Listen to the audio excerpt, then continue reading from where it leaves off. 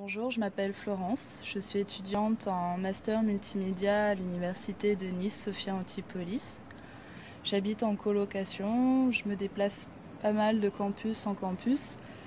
et le moyen le plus économique que j'ai trouvé pour accéder à Internet, c'est à travers mon téléphone mobile.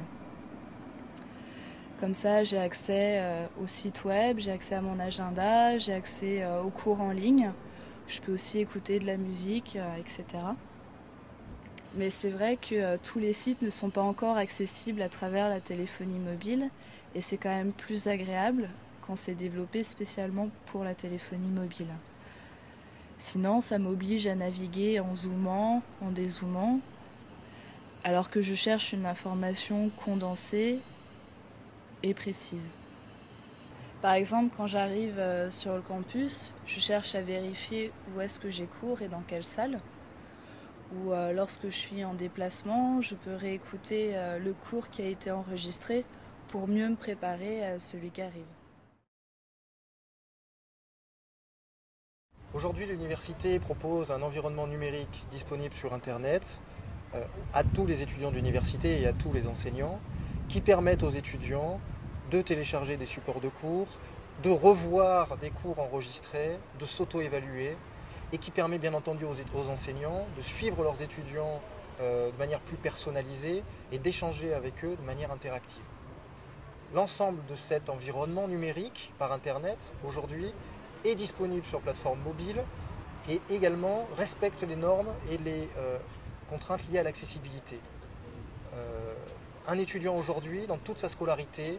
va être dans des situations de mobilité, va être en stage, à l'étranger, va être dans les transports en commun,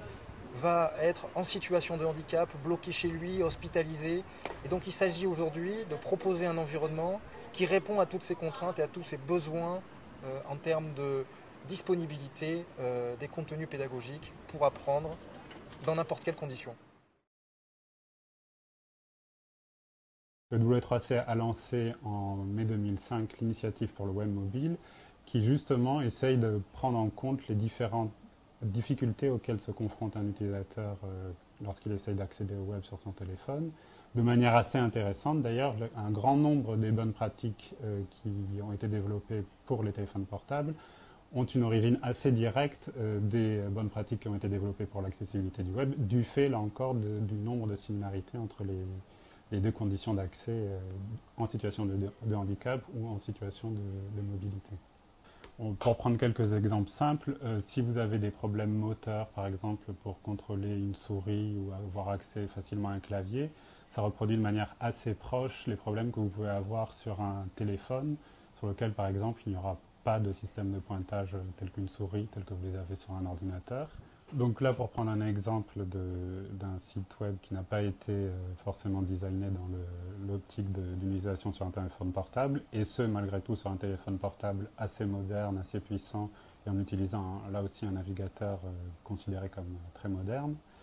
Bon, d'abord, d'un point de vue purement interface, le téléphone a un clavier complet, mais chaque touche est très petite, donc il est effectivement très difficile d'y accéder, et de même, le système de pointage qui existe reste quand même assez difficile à utiliser pour quelqu'un qui n'en a pas vraiment l'habitude ou qui ne le fait que de manière intermittente. Et pour qui concerne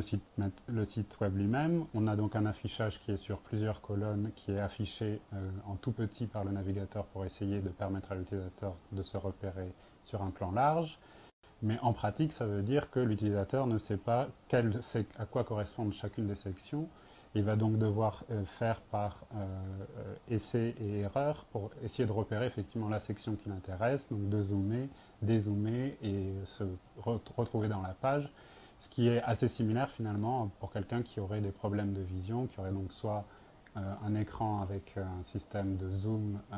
qui montrerait qu'une seule partie de la page, ou de manière plus poussée pour une personne